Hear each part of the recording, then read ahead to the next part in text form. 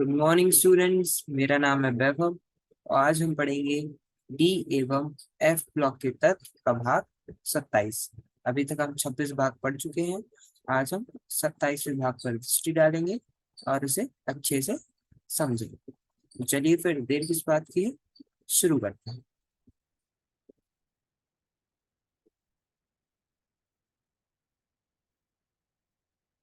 हाँ, तो आज हम पढ़ेंगे परमाणु एवं आयनिक आकार, है ना, जो कि हमारी पुस्तक में 4.5.2 पर दिए हुए हैं। ठीक है, तो परमाणु एवं आयनिक आकार मतलब जो हम लेंथनॉइड्स तत्वों की बात कर रहे हैं ना, लेंथनम और साथ में जो लेंथनॉइड्स हैं सीरियम से लेके ल्यूटेशियम तक, है ना, 58 से 71 तक। तो ये जो तत्व है इनकी परमाणु है और जो आयनिक आकार है, मतलब जब ये आयन के रूप में होते हैं तो इनका जो आकार होता है, इस पे ये कैसे घट और बढ़ रहा है, हम इस पे चर्चा कर रहे हैं, है ना। और हमने पिछले भाग में भी इस पे चर्चा की थी।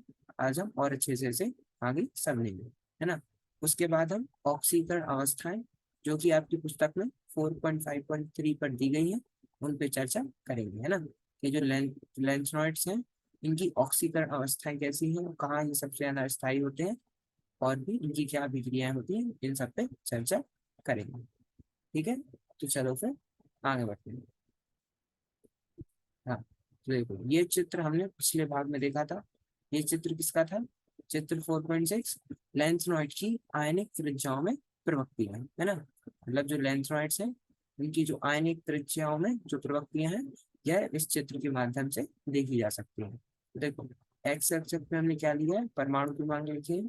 57 किसका होता है? लेंथनम का होता है। और 57 से लेके 71 तक, है ना, जो कि ड्यूटेशियम का है। ठीक है, तो ये पूरी की पूरी 4F श्रेणी है हमारे सामने। क्या है? 4F श्रेणी, है ना। और वाई अक्षर पे हमने क्या लिया है? आयनी त्रिज्या, मतलब जो आयन्स है ना, उनकी जो त्रिज्या है, रेडियस है, वह ली हुई है ना। तो यहाँ पर अलग अलग ऑक्सीकरण अवस्थाओं में जो लेंथनॉइड्स है वह दिए हुए हैं अपनी त्रिज्याओं के साथ, है ना। तो देखो यहाँ पे ये वाली जो है, हमें इस पे ज्यादा चर्चा करनी है ना। जो महत्वपूर्ण है वही है, कौन सी? प्लस थ्री ऑक्सीकरण अवस्था वाले। हमने अभी देखा था ये जो जब आयनिक त्रिज्याओं में हाथ से आ रही थी, तो जो प्लस थ्री ऑक्सीकरण अवस्था वाले आयन्स थे, उनमें जो उनमें जो हास मतलब उसमें जो कमी आ रही थी वह नियमित थी। बाकी ऑक्सीकरण अवस्था या फिर मूल अवस्था में जो भी तत्व थे, उनकी जो मतलब हाथ से आ रहा था उनमें वह नियमित नहीं था। लेकिन जो प्लस थ्री ऑक्सीकरण अवस्था वाले तत्व थे, मतलब आयन्स थे, उनमें हाथ से जो था वह नियमित रूप से था, है ना। तो यहाँ आप देख भी सकते हो कि जैसे Li3+ है ना, लेंथनम 3+ है, यहाँ से लेके हम ल्यूटेशियम 3+ तक जाते हैं, है ना। और बीच में सारे तत्व हैं, La है, C है, Pr है, Nd है, Pm है, Sm है, Eu है, Gd है, Tb है, Dy है, Ho है, Er है, Pm है, Yb है, Lu पोटेशियम भी है ना। तो ये जो सारे तत्व हैं, अगर आप देखोगे अपनी प्लस थ्री ऑक्सीकरण अवस्था में, यहाँ इनमें कहीं भी अपवाद नहीं है ना। ये सारे के सारे अपनी रफ्तार से, मतलब इनमें जो हाथ से है ना, इनमें जो कमी आ रही है इनकी परमाणु या फिर आयनिक त्रिज्याओं में, वह बिल्कुल एक नियमित रूप से आ रही है ना। कि जो सी है, इसका जो त्रिज्या है, इसकी जो त्रिज्या है वह एल से कम है। ऐसी पी आर है, इसकी त्रिज्या सी से कम है। ऐसे एन डी की पी आर से, पीएम की एनडी से, एसएम की पीएम से, ईयू की एसएम से, है ना। जीडी में भी प्लस थ्री की ऑक्सीजन अवस्था में ईयू से, टीबी की भी कम है जीडी से, है ना।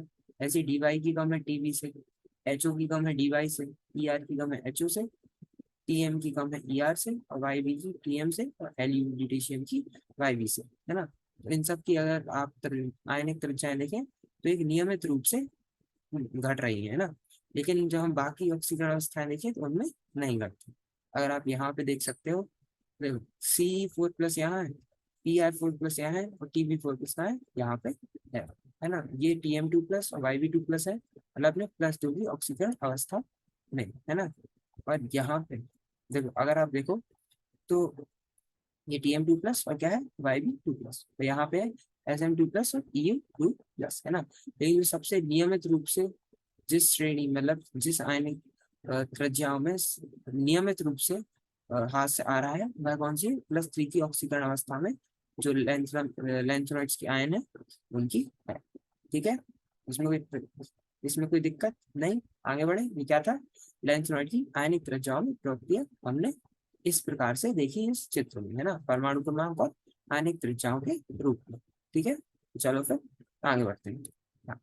श्रेणी में नाभिकीय आवेश बढ़ने के साथ एक डी इलेक्ट्रॉन पर दूसरे डी इलेक्ट्रॉन के परिरक्षण प्रभाव की तुलना में एक 4f इलेक्ट्रॉन का दूसरे 4f इलेक्ट्रॉन पर परिरक्षण प्रभाव कम होता है। ये क्या कह रहा है, जब हम श्रेणी में बात करते हैं तो नाभिकीय आवेश बढ़ने के साथ जो एक डी इलेक्ट्रॉन पे जब डी इलेक्ट्रॉन का परिरक्षण प्रभाव होता है वह ज्यादा होता है जब हम उसकी तुलना करें एक 4f इलेक्ट्रॉन का दूसरे 4f इलेक्ट्रॉन पर परिरक्षण प्रभाव का। क्यों, देखो मैंने आपको अगर बताया था, है ना, जब हम डी ब्लॉक पढ़ रहे थे, है ना, तो पाठ की शुरुआत में मैंने आपको बताया था कि जब शील्डिंग की बात आती है, परिरक्षण की बात आती है, तो सबसे अच्छा परिरक्षण एस ब्लॉक करता है, मतलब एस कक्षक करता है, फिर पी करता है ना, फिर डी करता है और फिर एफ करता है।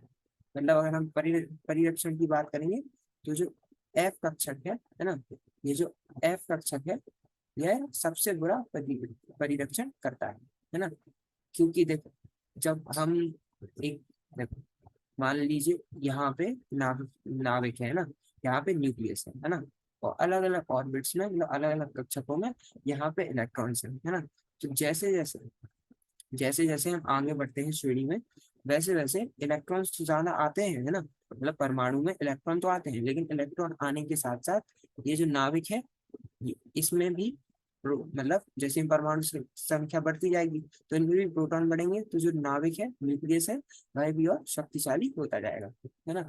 और जब नाविक या फिर न्यूक्लियस शक्तिशाली होता जाएगा तो वह और अच्छे तरीके से जो इलेक्ट्रॉन्स हैं उन्हें अपनी तरफ खींचेगा, है ना, क्योंकि न्यूक्लियस होता है वह कैसा धनात्मक और इलेक्ट्रॉन्स ऋणात्मक होते हैं, है ना। और न्यूक्लियस जो है उसका मास या फिर, है ना, जो उसका भार है वह इलेक्ट्रॉन से ज्यादा है, इसलिए कौन न्यूक्लियस इलेक्ट्रॉन्स को अपनी तरफ खींचता है, उसी को हम नाभिकीय आवेश बोलते हैं ना। तो जैसे जैसे श्रेणी में नाभिकीय आवेश बढ़ता है वैसे वैसे जो नाभिक है न्यूक्लियस है वह इलेक्ट्रॉन्स को अपनी तरफ और तेजी से खींचता है ना। तो श्रेणी में नाभिकीय आवेश बढ़ने के साथ एक डी इलेक्ट्रॉन पर जो दूसरे डी इलेक्ट्रॉन के परिरक्षण प्रभाव है वह अगर हम तुलना करें किसी 4f इलेक्ट्रॉन का दूसरे 4f इलेक्ट्रॉन पर तब ज्यादा होता है ना, पर परिरक्षण प्रभाव कम होता है ना। 4f का दूसरे 4f इलेक्ट्रॉन पर परिरक्षण प्रभाव क्या होता है, कम होता है। तथा श्रेणी में बढ़ते हुए नाभिकीय आवेश के कारण बढ़ते हुए परमाणु क्रमांक के साथ परमाणु के आकार में एक नियमित ह्रास पाया जाता है ना। अभी हमने क्या करा, जो मतलब जो डी इलेक्ट्रॉन है वह दूसरे डी इलेक्ट्रॉन पे जो परिरक्षण पर प्रभाव डालता है वह ज्यादा होता है जब हम एक 4f इलेक्ट्रॉन का दूसरे 4f इलेक्ट्रॉन पर परिरक्षण की बात करेंगे, है ना।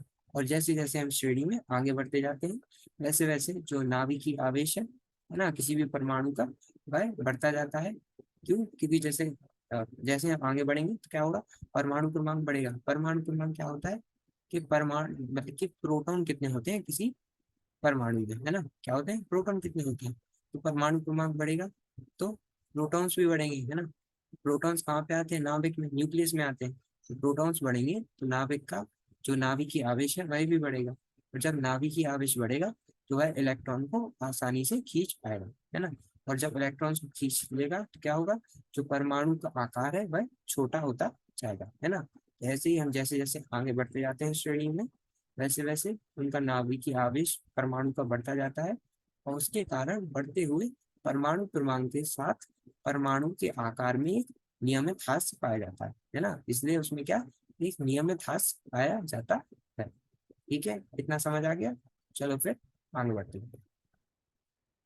हाँ, लेंथनॉइड श्रेणी के आकुंचन का संचयी प्रभाव लेंथनॉइड आकुंचन कहलाता है ना। जो लेंथनॉइड श्रेणी में जो आकुंचन का संचयी प्रभाव है उसे हम लेंथनॉइड आकुंचन या फिर लेंथनॉइड कॉन्ट्रैक्शन कहते हैं, जिसके कारण तृतीय संक्रमण श्रेणी की त्रिज्याओं के मान दूसरी संक्रमण श्रेणी के संगत तत्वों की त्रिज्याओं के मानों के लगभग समान हो जाते हैं, है ना। यहाँ ऊपर कह रहे हैं इसी कारण से, जिसे हम लेंसनॉइड कॉन्ट्रैक्शन बोलते हैं या फिर लेंसनॉइड आकुंचन बोलते हैं, इसी कारण से जो तृतीय संक्रमण श्रेणी है, तृतीय संक्रमण श्रेणी मतलब देखो, संक्रमण श्रेणी मतलब यहाँ हम संक्रमण तत्वों की बात कर रहे हैं, मतलब डी ब्लॉक तत्वों की बात कर रहे हैं।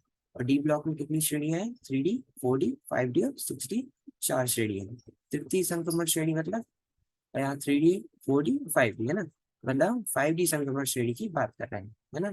तो तृतीय संक्रमण श्रेणी या फिर 5D श्रेणी जो है, उसकी बात कर रहे हैं कि त्रिज्याओं के मान दूसरी संक्रमण श्रेणी से, है ना, इसकी जो त्रिज्याओं के मान है वह दूसरी संक्रमण श्रेणी, दूसरी संक्रमण मतलब 4D श्रेणी है ना, 4D श्रेणी के संगत तत्वों की त्रिज्याओं के मानों के लगभग समान हो जाती है ना, मतलब लेंथनॉइड आकुंचन या फिर लेंथनॉइड कॉन्ट्रैक्शन की वजह से जो 5D श्रेणी के तत्व हैं और 4D श्रेणी के तत्व हैं, वह उनकी त्रिज्याओं में लगभग लगभग समान मान हो जाता है ना।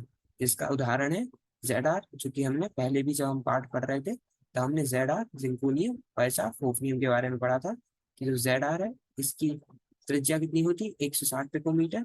यहाँ PM मतलब, PM यहाँ पे कोई तत्व नहीं है, PM यहाँ पे पिकोमीटर है। पिकोमीटर मतलब 10⁻⁻, मतलब 10 की घात -12 मीटर है ना, मतलब देखो, ये यहाँ पे 10 की घात -12 मीटर, यह एक प्रकार का माप है, जैसे हम मीटर लेते हैं। वैसे जब हमें बहुत छोटी चीजें नापनी हो, जैसे कोई परमाणु है, हमें उसकी त्रिज्या नापनी है, तो वह कितनी छोटी होगी, तो हम उसे मीटर में नहीं ले सकते, इसलिए हम उसे पिकोमीटर में लेते हैं। और एक पिकोमीटर का मतलब होता है 10 की घात -12 मीटर। ठीक है। हाँ, तो जो, हाँ, तो ZR है, इसकी परमाणु त्रिज्या कितनी? 160 पिकोमीटर। और HF की 159 पिकोमीटर, जो कि अगर हम लगभग लगभग देखें तो समान है। ये इसलिए बोल रहा हूँ कि 160 और 159, हम सिर्फ एक संख्या को की तुलना नहीं कर रहे यहाँ पे पिकोमीटर में। मतलब अगर देखें तो 10 की घात -12, मतलब ये दोनों काफी छोटे हैं ना। इन छोटों में जब हम 160, 159 की बात करते हैं तो ज्यादा अंतर नहीं दिखता। ये त्रिज्याओं का लगभग बराबर मान लेंथनॉइड आकुंचन का परिणाम है। और यह इन धातुओं के प्रकृति में साथ पाए जाने तथा इनके पृथक्करण में उत्पन्न कठिनाई के लिए उत्तरदायी है। क्या है? जो 3D श्रेणी है ना, मतलब 3D नहीं, मतलब 5D श्रेणी है ना, मतलब तीसरी संक्रमण श्रेणी और दूसरी संक्रमण श्रेणी, मतलब 5D और 4D श्रेणी, इनके जो कुछ तत्व हैं जो कि लगभग लगभग इनके मान परमाणु त्रिज्या में समान हो जाते हैं, है ना। तो इसका ये किसका? लेंथनॉइड आकुंचन का परिणाम है ना। यह इन धातुओं के प्रकृति में साथ पाए जाने तथा इनके पृथक्करण में उत्पन्न कठिनाई के लिए उत्तरदायी है। ठीक है, इसमें कोई दिक्कत नहीं। आगे बढ़, चलो फिर आगे बढ़ते हैं। हाँ, हम बात करेंगे ऑक्सीकरण अवस्थाओं के बारे में, है ना। जो लेंथनॉइड्स हैं, इनकी ऑक्सीकरण अवस्थाओं के बारे में, है ना, जो कि आपकी पुस्तक में 4.5.3 पर दिए हुए हैं। तो लेंथनॉइड में जो La2 होता है, मतलब लेंथनॉइड की +2 की ऑक्सीकरण अवस्था, तथा Ln है ना, जो लेंथनॉइड से, La मतलब लेंथ नाम है ना, ये जो तत्व है, और Ln हम किसे लेंथनॉइड्स को बोलते हैं। तो लेंथनॉइड्स की +3 वाली जो ऑक्सीकरण अवस्था है वह यौगिक प्रमुख है ना। फिर भी प्राय जो +2 तथा +4 आयन विलयन में अथवा ठोस यौगिकों में उपस्थित रहते हैं, है ना। वहाँ पे +2 तथा +4 वाले जो आयन होते हैं वह विलयन में अथवा ठोस यौगिकों में उपस्थित रहते हैं, है ना।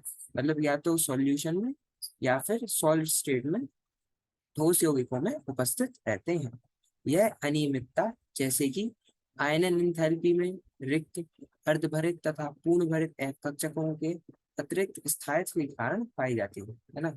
जैसे कि जो अनियमितता है, जैसे कि आयनन एंथैल्पी में, है ना, जो आयनन एंथैल्पी है भाई अभी हम पढ़ेंगे तो उसमें भी काफी अनियमितता होगी, मतलब नियमित रूप से नहीं होगी, मतलब कभी बढ़ेगी कभी घटेगी, इस प्रकार से होगी, है ना। तो ये क्यों है? जो आयन एंथैल्पी वगैरह में अनियमितता है, ये क्यों है? ये इसलिए है, जैसे अर्धभरित और पूर्ण भरित कक्षक, जैसे हम डी कक्षक के बोलते थे ना, कि जब अर्धभरित डी कक्षक होता है और पूर्ण भरित डी कक्षक होता है, मतलब डी कक्षक में 10 इलेक्ट्रॉन होते थे। जब किसी तत्व में उसके डी कक्षक में 5 या फिर 10 इलेक्ट्रॉन होते थे, मतलब जो उसका डी कक्षक था वह अर्धभरित या फिर पूर्ण भरित होता था, तो हम क्या बोलते थे कि वह उस वजह से उसमें अलग से एक स्थायित्व है। और स्थायित्व का मतलब क्या होता है कि अगर कोई भी तत्व स्थायी है तो हम जब उसे अजाना आयन एंथैल्पी देनी पड़ेगी उससे इलेक्ट्रॉन निकालने के लिए, है ना। तो जैसे मान लो ऐसे ही हम एफ कक्षकों में करते हैं, है ना, कि एफ कक्षकों में टोटल 14 इलेक्ट्रॉन होते हैं ना, 14 इलेक्ट्रॉन्स होते हैं। तो जब वह अर्धभरित या फिर पूर्ण भरित होते हैं, मतलब जब एफ कक्षक में 7 इलेक्ट्रॉन हो या फिर 14 इलेक्ट्रॉन हो, उस समय पर जो वह तत्व होता है उसकी जो आयन एंथैल्पी है वह काफी ज्यादा होती है। क्यों? उसे काफी ज्यादा ऊर्जा देनी पड़ती है उसमें से इलेक्ट्रॉन निकालने के लिए, है ना। अभी इसी वजह से जो आयन एंथैल्पी वगैरह है इनमें अनियमितता है। क्यों? अर्धभरित तथा पूर्ण भरित एफ कक्षकों के अतिरिक्त ये तो है ही स्थायित्व के कारण पाई जाती है ना। तो ये जो स्थायित्व वगैरह है, मतलब जो अर्धभरित और पूर्ण भरित है, इनके स्थायित्व की वजह से ये जो अनियमितता है वह पाई जाती है। ठीक है, इसमें कोई दिक्कत नहीं। चलो फिर आगे चलते हैं ना। अतः C4 का उत्कृष्ट गैस अभिविन्यास इसके बनने में सहायक होता है, परंतु यह देखो जो CE4 है ना, सी क्या सीरियल है ना, तो इसकी इलेक्ट्रॉनिक विन्यास क्या था, है ना, 4f1 5d1 6s2, है ना। जब ये +4 में जाता है तो क्या होता है 4f0, मतलब ये अपने सबसे पास वाली उत्कृष्ट गैस नोबल गैस की इलेक्ट्रॉनिक विन्यास में पहुंच गया, है ना। तो अभी काफी ज्यादा स्थायी है ना, तो इसका जो अभिविन्यास इसके बनने में सहायक होता है। परंतु, है ना, परंतु यह क्या है, एक प्रबल ऑक्सीकारक है। प्रबल ऑक्सीकारक कौन होते हैं? ये दूसरों का ऑक्सीकरण और खुद का अपचयन कर ले, अतः यह पुनः सामान्य +3 अवस्था में आ जाता है ना। एक ऑक्सीकारक हो जाए, देखो +4 में यह अपने सबसे पास वाली उत्कृष्ट गैस की इलेक्ट्रॉनिक विन्यास में होता है, लेकिन यह क्या होता है, एक प्रबल ऑक्सीकारक या फिर स्ट्रॉन्ग ऑक्सीडाइजिंग एजेंट होता है, इसलिए यह पुनः +3 अवस्था में आ जाता है ना। अभी +4 में +3 में आ जाएगा, मतलब एक इलेक्ट्रॉन ले लेगा। जब यह +4 से +3 अवस्था में आ जाता है ना, C4+ से C3+ के में आता है, तो जो उसका E- है ना, जो इलेक्ट्रोड विभव है उसका मान कितना होता है, धनात्मक में 1.74 वोल्ट, है ना। धनात्मक में 1.74 वोल्ट मतलब कि जब ये +4 से +3 ऑक्सीकरण अवस्था में आ रहा था तो इसने जो इलेक्ट्रॉन लिए, एक इलेक्ट्रॉन लेने में इसे काफी खुशी हुई, इसलिए जो उसका E- मान है वह क्या है, धनात्मक में 1.74 वोल्ट है। ठीक है, जो यह दर्शाता है कि यह जल को भी ऑक्सीकृत कर सकता है। क्या दर्शाता है? यह जल को भी ऑक्सीकृत कर सकता है ना। तो इस हिसाब से जो C4+ है वह बहुत अच्छा ऑक्सीकारक है ना, जो कि खुद अपना अपचयन करके दूसरों का ऑक्सीकरण करता है। और C4+ से यदि C3+ में इसका अपचयन होता है तो इसके E- का मान भी काफी ज्यादा धनात्मक है, 1.74 वोल्ट है, जो यह दर्शाता है कि यह जल को ऑक्सीकृत कर सकता है। ठीक है, तो ये समझ आ गया, आगे बढ़े चलो। हाँ, तो आज के लिए हम इतना ही रखते हैं। बाकी आज हमने परमाणु एवं आयनिका का, जो कि आपकी पुस्तक में 4.5.2 पर है, उस पर चर्चा की। उसके बाद हमने ऑक्सीकरण अवस्थाएं, जो कि आपकी पुस्तक में 4.5.3 पर है, उस पर चर्चा की, है ना, कि ऑक्सीकरण अवस्थाएं कैसी होती हैं बेंचमार्क्स की, उन पे हमने चर्चा की, है ना। बाकी अगली भाग में हम ऑक्सीकरण अवस्थाएं, है ना, इन्हें हम खत्म कर देंगे। उसके बाद हम सामान्य अभिलक्षण जो है लेंथनॉइड्स के और लेंथरम के, इन पे चर्चा करेंगे, जो कि आपकी पुस्तक में 4.5.4 में दी हुई है। ठीक है, तो आज के लिए इतना ही। धन्यवाद, थैंक यू। मिलते हैं अगले भाग में।